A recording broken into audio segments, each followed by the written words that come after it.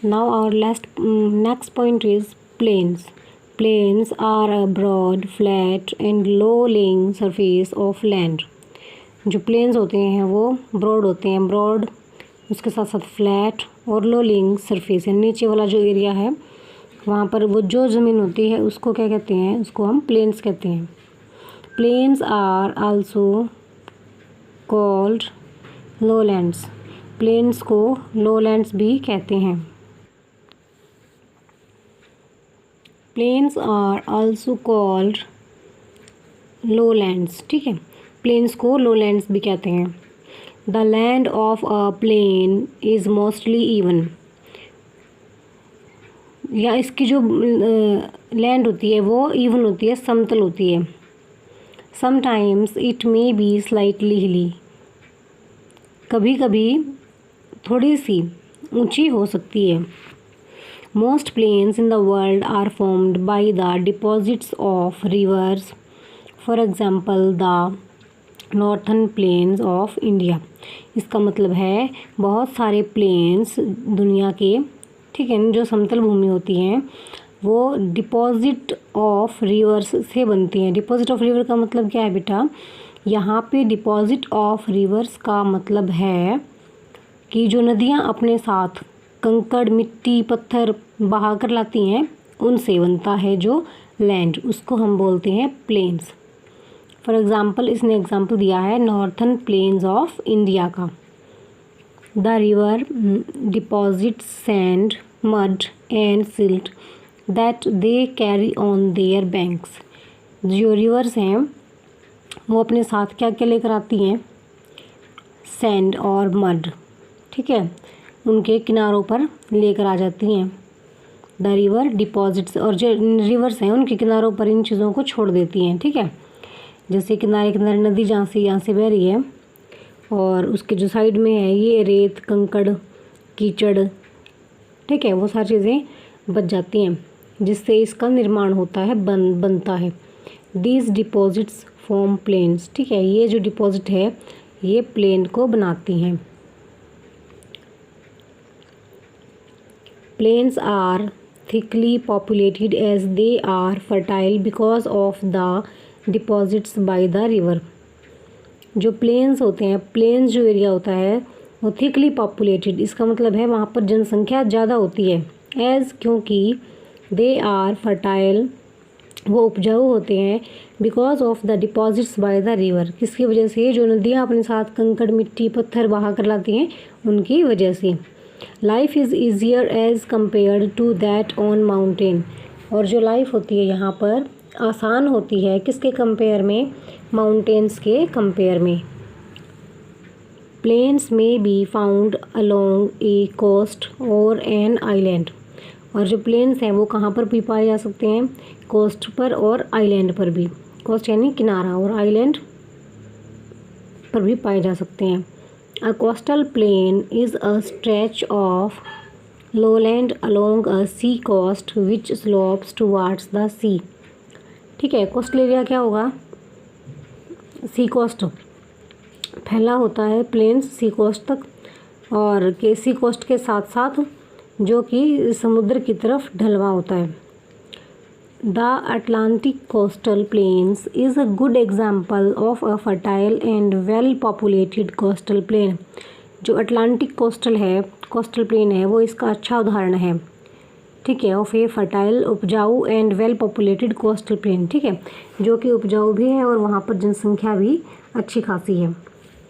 It lies along the eastern shore of North America from Nova Scotia to Florida. Inland plains में be found at higher altitude, ठीक है, तो ये बताया गया है ये इस तरह के कहाँ पर पाए गए हैं। Now our next point is importance of plains. First is plains are areas that are usually well populated because the soil and the terrain are good for farming. जिसने क्या बताया है, जो प्लेन्स होते हैं वहाँ पर पॉपुलेशन ज़्यादा होती है क्योंकि वहाँ की जो सोइल है वो कैसी होती है, फर्टाइल होती है, जो कि फार्मिंग के लिए अच्छी होती है। Agriculture becomes the major occupation of people living in the plains, और जो लोग प्लेन्स में रहते हैं, ठीक है, यानी इस जगह पर रहते हैं, तो उनका जो मेजर ऑक्यूपेशन है, जो मुख्य काम है वो क्या होता है, वो एग्रीकल्चर होता है, यानी खेती होता है। Roads and railways are easily built between rural towns and cities, आसानी से बन जाते हैं रोड्स और रेलवेज़, ठीक है, किस किस के बीच में, रूरल टाउन्स के और सिटीज़ के बीच में, यानी जो ग्रामीण एरिया है उसके और शहरों के बीच में। मोस्ट ऑफ द, क्योंकि वहाँ पर क्या है बेटा, वहाँ पर जो ज़मीन है वो प्लेन है। Most of the big cities and towns are found in the plains, ठीक है, मोस्ट ऑफ द जो बड़े बड़े शहर और कस्बे हैं वो कहाँ पर पाए जाते हैं, प्लेन्स में पाए जाते हैं। Large industries such as textiles, automobiles, iron and steel have developed in the plains because of connectivity and transport facility. जो बड़े बड़े उद्योग धंधे हैं जैसे textiles, automobiles, iron and steel, वो भी कहाँ पर विकसित होते हैं, प्लेन्स में, because connectivity and transport facility, क्योंकि वहाँ पर ट्रांसपोर्ट फैसिलिटीज़ पाई जाती हैं। Thick forests usually thrive on plains. In humid climates, grasslands cover dry plains such as the Great Plains in the United States. तो ये क्या कह रहा है कि वहाँ पर क्या होता है, थिक फॉरेस्ट भी होते हैं प्लेन्स में, क्योंकि उनका जो क्लाइमेट है वो कैसा है, ह्यूमिडिटी वाला है, ठीक है, और वहाँ पर क्या होते हैं, ग्रासलैंड्स जो होते हैं वो ड्राई प्लेन को भी कवर कर लेते हैं, जैसे the great plains in the United States की बात की गई है। कोस्टल प्लेन्स और regions are ideal fishing sites, जो किनारों पर जो प्लेन होते हैं, समतल भूमि जो है और जो क्षेत्र है वो किसके लिए अच्छा है, फिशिंग साइट्स के लिए अच्छे माने गए हैं। ये आपके प्लेन्स हैं, इस तरह की जो भूमि होती है वो प्लेन होती है बेटा। Our next point is deserts. This is desert, sand dunes in a desert. Deserts are barren lands that receive very little rainfall. Deserts वो बंजर भूमि होती है जहाँ पर बारिश बहुत कम होती है। The region has an arid or a semi-arid climate. और इस क्षेत्र का जो क्लाइमेट है, जलवायु है, वो कैसी होती है, वेरी हॉट और हल्की फुल्की मॉइस्चर वाली होती है। The days are hot and the nights are very cold. जो दिन होते हैं वो हॉट होते हैं और जो नाइट्स हैं वो कोल्ड होती हैं। Sandstorms are common in all seasons. और जो रेतीले तूफ़ान हैं, सैंडस्टॉर्म्स, वो हर सीज़न में यहाँ पर आते हैं। सैंड ड्यून्स और hills of sand are its most common feature. Sand dunes होता है रेत के टीले, और हिल्स चोटियाँ ऑफ सैंड रेत की, are its most common features, इसके कॉमन फीचर में से एक है।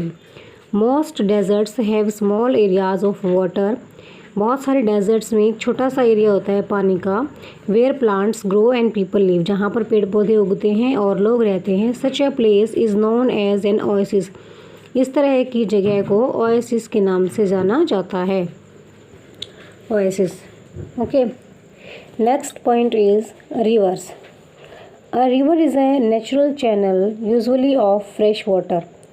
जो रिवर होती है वो नेचुरल सोर्स होती हैं वाटर का, फ्रेश वाटर का, that flows towards an ocean, a lake, sea और अनदर रिवर, जो कि किस तरफ बहती हैं, ओशन की तरफ, लेक की तरफ, सी और अनदर रिवर की तरफ।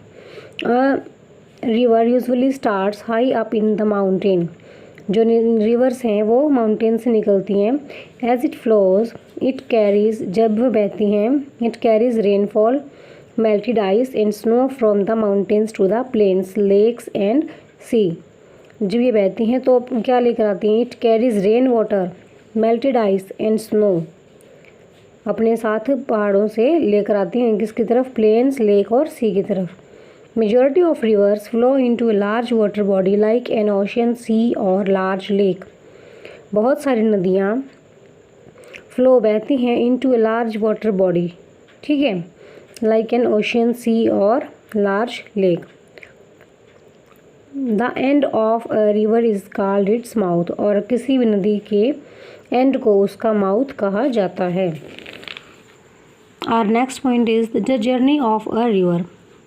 So journey of a river, it has divided into three parts: first stage, second stage and third stage. First stage is known as upper course, second stage is known as middle course and third stage is known as lower course. So now we come to first stage.